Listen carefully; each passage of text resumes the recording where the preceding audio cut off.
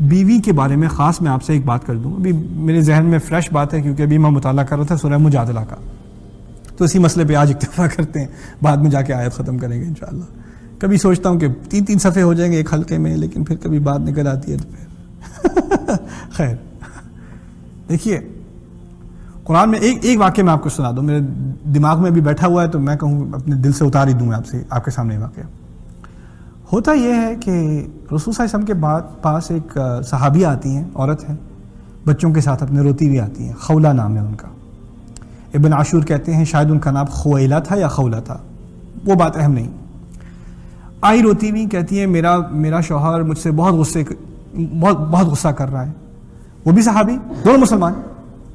بہت غصہ کرتا ہے مجھ پہ. آج اس نے اتنا غصہ کیا مجھ پہ, مجھ سے اس نے زہار کر لیا. زہار عربی میں کہتے ہیں جب شوہر غصے میں آ کے اپنی بیوی سے کہے آج کے دن سے تم میری ماں کی طرح ہو. کہنے کا مقصد یہ ہے کہ میں تمہارے ساتھ اب تو میں چھوؤں گا بھی نہیں, تمہاری طرف اس طرح میں دیکھوں گا بھی نہیں. اب تو جب میں تمہارے بارے میں سوچوں گا تو میں ایسے سوچوں گا جیسے اپنی ماں کے بارے میں سوچ رہا ہوں. سوال ہی پیدا نہیں ہوتا میں تمہارے قریب جاؤں. یہ جاہلوں کے ہاں جاہلی دور میں طلاق تھی. جہالت کی طلاق کیا تھی؟ آج کے دن سے تم میری ماں کی طرح ہو. اسے کہتے ہیں وہار. اب یہ صحابہ جو ہیں جو مسلمان ہوئے ہیں, صدیوں سے ان کا ایک اور کلچر چلا آ رہا ہے, وہ ایک دم سے تو تھوڑی غائب ہو جائے گا. میاں بیوی میں جھگڑا ہوا, ان کا ٹیمپریچر کچھ زیادہ ہوا, انہوں نے کہہ دیا آج سے تم میری ماں ہو. اب وہ روتی بھی آ گئی رسول صلی اللہ علیہ وسلم کے پاس کہ انہوں نے کیا کہہ دیا, میرے تو چھوٹے چھوٹے بچے ہیں. ان ضممتہم الیہ ضاعوا وان ضممتہم الی جاعوا.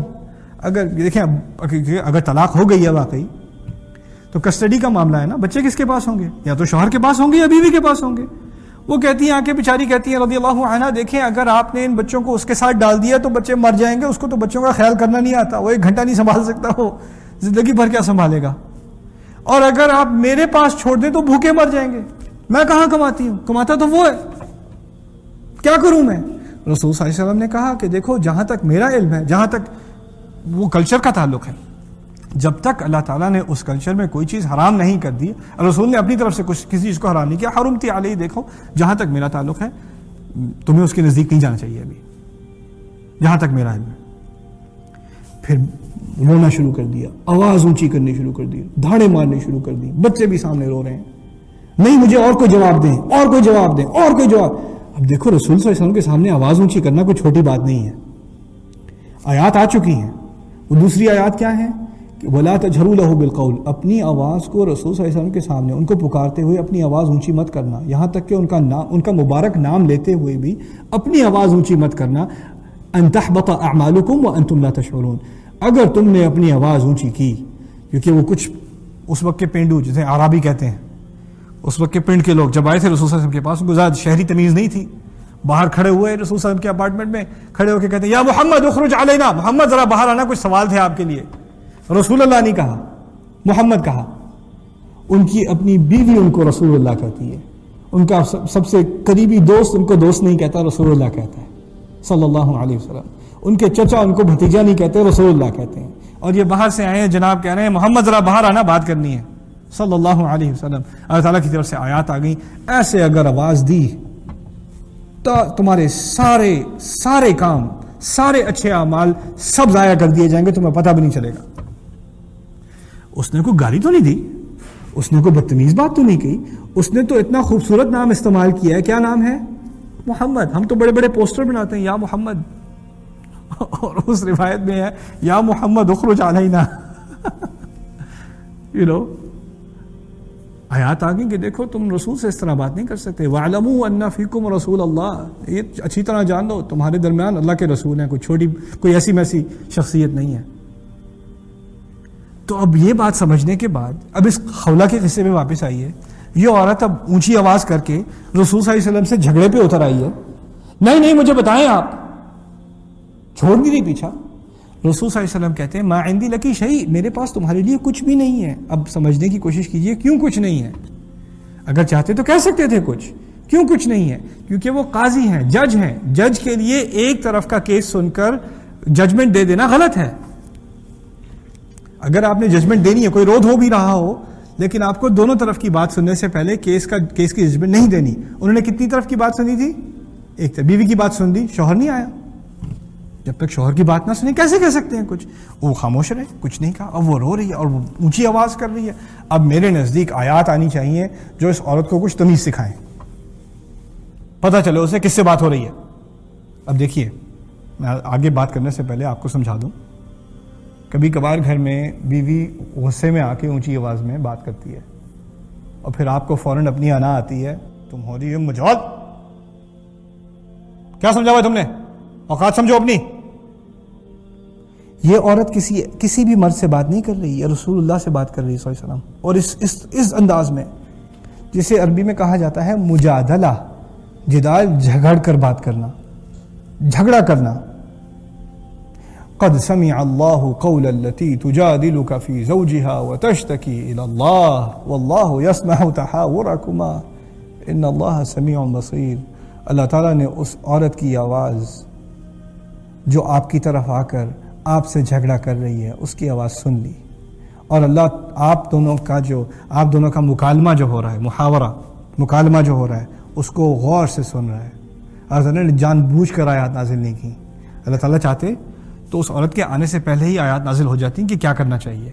یہ سارا جھگڑا ہونا تھا, یہ دنیا کو دکھانا تھا, یہ ہر مسلمان کو دکھانا تھا کہ اگر عورت کے ساتھ گھر میں مارا بھی نہیں, الفاظ کی زیادتی ہے نا, ہاتھ کی زیادتی نہیں ہے, پٹائی کی زیادتی نہیں ہے, تو صرف الفاظ کی زیادتی ہے.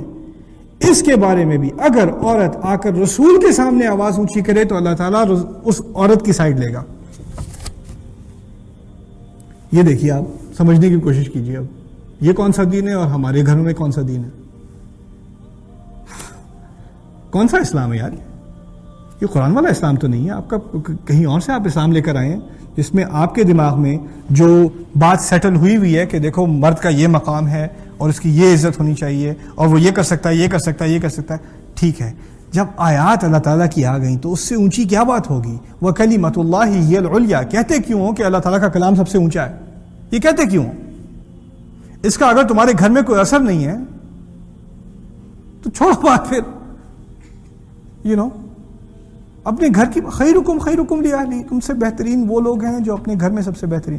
اور دیکھیے, آپ اندازہ کیجئے, یہ چھوٹی سی بات کسی نے بدتمیزی میں غصے میں آ کے الٹی سیدھی بات کر دی اپنی بیوی سے. چلو اللہ تعالیٰ نے اچھا اس کو نہیں کہنا چاہیے تھا, ہو سکتا آیا تھا اس نے غلط کہا, اس کو استغفار کرنی چاہیے. الذين يظاهرون من نسائهم ما هن امهاتهم ان امهاتهم الا اللائي ولدناهم وانهم ليقولون منكرا من القول وزورا وان الله لعفو غفور. دیکھو, جن لوگوں نے اپنی عورتوں کے ساتھ زہار کیا ہے, یہ ان کی مائیں نہیں بن گئیں, یہ مائیں نہیں بن گئی ان کی بکواس کی وجہ سے. ان کی مائیں صرف وہ ہیں جنہوں نے ان کو پیدائش دی ہے, اور یہ اپنے منہ سے منکرا من القول, ان سنی بات, غلط گھٹیا بات کر رہے ہیں, وزورا, اور بہت گھٹیا قسم کا جھوٹ بول رہے ہیں. وَإِنَّ اللَّهَ لَعَفُوٌ غَفُورٌ. اب انسان ڈر جائے, وہ بھی مسلمان ہے, یہ کیا بات. اللہ تعالیٰ نے کتنی بھاری آیات میری وجہ سے نازل کر دی. پھر اللہ تعالیٰ نے آخر میں اس کو کچھ امید بھی دے دی, کہہ دیا اِنَّ اللَّهَ لَعَفُوٌ غَفُورٌ. نہیں, واقعی اللہ تعالیٰ بہت زیادہ معاف کرنے والا, محبت سے معاف کرنے والا بھی ہے. تو مر جو ہے, چلو تھوڑی تسلی ہو گئی, اچھا اتنا برا مسئلہ نہیں ہے, اللہ تعالیٰ معاف کرنے والا ہے. اچھا, ابھی بتاتے ہیں کیسے معاف کرنے والا ہے. والذین یظاہرون من نسائہم ثم یعودون لما قالوا. پھر جنہوں نے اس قسم کی بات اپنی بیوی سے کی ہے, الٹی سیدھی بات اس طرح کی, تو میری ماں کی طرح ہوں, ایسی بات اپنی بیوی سے کی ہے, اور پھر وہ واپس لیتے ہیں, نہیں سوری میں نے ایسی بات کر دی تھی, میں ایسی بس جذبات میں آ گیا تھا, تمہیں تو پتہ ہے مجھے غصہ ہوتا ہے تو مجھے پتہ نہیں چلتا میں کیا کہہ رہا ہوں, میں نے واقعی یہ کہا تھا, میں نے نہیں کہا ہوگا, واقعی نہیں میں ایسا, واقعی اچھا نہیں, پھر تو بس دیکھو ہوتا ہے کبھی کبھی نا, تمہیں تو پتہ ہے. اللہ تعالیٰ معاف کر رہے ہیں تو تم بھی معاف کر دو. دیکھو اللہ تعالیٰ کیسے معاف کرتے ہیں. اب جا کے تم کسی غلام کو فری کرو, آزادی دو غلام کو, فتحریر رقبۃ, جا کے غلام ڈھونڈو اور اس کی گردن چھڑواؤ, اسے کہتے ہیں کفارہ. اور کسی غلام کی گردن چھڑوانا چھوٹا کفارہ نہیں ہے, بہت بڑا کفارہ ہے. جب دین میں کوئی بہت بڑا گناہ ہو جائے نا, اس کا کفارہ ہوتا ہے کیا, غلام کی گردن چھڑوانا, غلام کو آزاد کرنا, اس سے پہلے کہ وہ ایک دوسرے کو چھو سکیں. وَذَلِكُمْ تُوعَظُونَ بِهِ, یہ تمہیں نصیحت کی جا رہی ہے. اچھا نہیں کر سکتے, غلام نہیں مل رہا تمہیں, پھر ایسا کرو, فَمَن لَّمْ يَجِدْ فَصِيَامُ شَهْرَيْنِ مُتَتَابِعَيْنِ مِن قَبْلِ أَن يَتَمَاسَّا. پھر ایسا کرو کہ 2 مہینے لگاتار بغیر کسی بریک کے درمیان میں روزے رکھو، 60 دن روزے رکھو۔ اب مجھے یہ سمجھ نہیں آتی کہ قرآن میں اگر آپ نے کوئی قسم کھائی ہے، کوئی غلط بات کی اور آپ نے قسم توڑنی ہے، قسم توڑنے کا کفارہ پتہ ہے آپ کو کیا ہے؟ 10 لوگوں کو کھانا کھلانا۔ کفارتہ اطعام 10 مساکین، 10 لوگوں کو کھانا کھلانا۔ یہاں کہاں کتنے روزے رکھو؟ 60 روزے رکھو۔ اگر اچھا نہیں رکھ سکتے تو پھر ایسا کرو 60 مسکینوں کو کھانا کھلاؤ، 10 کو نہیں 60 کو۔ دوسری جگہ قرآن میں کیا ہے؟ اگر کوئی غلط بات کر دی ہے، کوئی اپنی طرف سے وعدہ کر دیا غلط قسم کا بھی، اس کو توڑنا ہو، اس کفارے کو توڑنا ہو، اس کا کفارہ دینا ہو تو کتنوں کو کھلاؤ؟ 10 کو۔ تو یہاں 60 کیوں؟ آپ اندازہ کیجئے 60 جب رسول صلی اللہ علیہ وسلم نے قیاس کیا، رسول صلی اللہ علیہ وسلم ان دونوں آیات کو دیکھتے ہوئے، کیونکہ 2 آیات نازل ہوئی ہیں، ان کو سامنے رکھتے ہوئے جب رسول صلی اللہ علیہ وسلم سے پوچھا گیا کہ جب روزہ جان بوجھ کر توڑے انسان تو کتنوں کو کھلائے یا کتنے روزے رکھے؟ 60 روزے یا 60 لوگوں کو کھانا کھلائے؟ ایک روزہ رمضان کا جان بوجھ کر اگر توڑے تو، یعنی 2 چیزیں جو ایک دوسرے سے بہت ملتی جلتی ہیں کفارے کے اعتبار سے، وہ کون سی 2 چیزیں ہیں؟ آدمی الٹی سیدھی بات بیوی سے کرے یا آدمی جان بوجھ کر روزہ توڑے۔ لیکن میرے نزدیک روزہ توڑنا یا کسی کفارے کو توڑنا وہ زیادہ قریب ہیں ایک دوسرے کے۔ ان دونوں کا آپس میں کیا تعلق ہے؟ ان دونوں کی ایک حد کیوں ہے؟ مولانا اکرم ندوی فرماتے ہیں اس مسئلے میں کہ ان دونوں میں ایک چیز جو ہے اس میں مماثلت ہے۔ وہ کیا ہے؟ روزے میں تم نے کوئی چیز جو اللہ تعالیٰ نے حرام کی تھی وہ اپنے لیے کیا کر دی؟ حلال کر لی۔ ان آیات میں تمہارے لیے بیوی حلال ہے اور تم نے اس کو اپنے لیے حرام کر دیا۔ کسی حلال چیز کو حرام کرنا یا کسی حرام چیز کو حلال کرنا تمہاری جرت کیسے ہوئی؟ یہ صرف اللہ تعالیٰ کرتا ہے، اور تم یہ کرو گے تو اس کا کفارہ بڑا ہوتا ہے۔ اب کچھ لوگوں کے نزدیک یہ چھوٹی سی بات ہے، دیکھو میاں بیوی میں ایسی باتیں ہو جاتی ہیں کبھی کبھار، کوئی بات نہیں۔ اگر ٹھیک ہے تمہارے نزدیک چھوٹی بات ہے تو اگلی آیات بھی سن لو۔ یہ صرف میں اسکن انت وزوجک الجنہ کی بات کر رہا ہوں، سکون کی بات کر رہا ہوں۔ سکون کی کیا حیثیت ہے ہمارے دین میں؟ شوہر کی ذمہ داری کیا ہے؟ اللہ تعالیٰ فرماتے ہیں یوم یبعثہم اللہ جمیعا، اسی سورۃ مجادلہ میں، یوم یبعثہم اللہ جمیعا فینبئہم بما عملوا احصاہ اللہ ونسوہ واللہ علی کل شیء شہید۔ اس دن جب وہ ان تمام کو اکٹھا کرے گا، کھڑا کرے گا، اور پھر وہ ان کو ان چیزوں کے بارے میں بتائے گا جن کو اللہ تعالیٰ نے خوب ریکارڈ کیا ہوا تھا اور وہ بھول گئے تھے۔ انسان کب کوئی چیز بھولتا ہے؟ کوئی چھوٹی موٹی چیزوں تو بھول جاتا ہے۔ اللہ تعالیٰ کہتے ہیں میں نہیں بھولتا، میں تمام چیزوں کا گواہ ہوں۔ اللہ تعالیٰ آپ تمام چیزوں پر شاہد ہے، واللہ علی کل شیء شہید۔ اس آیت کی کیا مناسبت ہے؟ کچھ لوگوں کے نزدیک ایسی بات گھر میں جب اننیسیسری قسم کا غصہ کرے شوہر، ابیوز کرے، یا سائیکولوجیکل ابیوز ہو یا فزیکل ابیوز ہو، اس کو کچھ بھی نہ سمجھے، یہ تو میرا حق ہے، یہ نہیں کرتے تو اور کیا سمجھا ہوا ہے، ورنہ سر پہ چڑھ جاتی ہیں عورتیں، پتہ ہے؟ یہ نہ اس کی ویڈیو نہ دیکھا کرو، دیکھو سر پہ چڑھ جائیں گی یہ عورتیں، یہ دیکھ کے نا اب یہ میرے خلاف استعمال کرنا شروع کر دیں گے، دیکھو ذرا یہ کوٹ کرنا شروع کر دیں گی۔ کچھ لوگ تم بیٹھے ہوئے ہو یہاں پہ، اب بڑا افسوس کر رہے ہو کہ بیگم اوپر بیٹھی ہوئی ہیں، آج کیوں آ گئی؟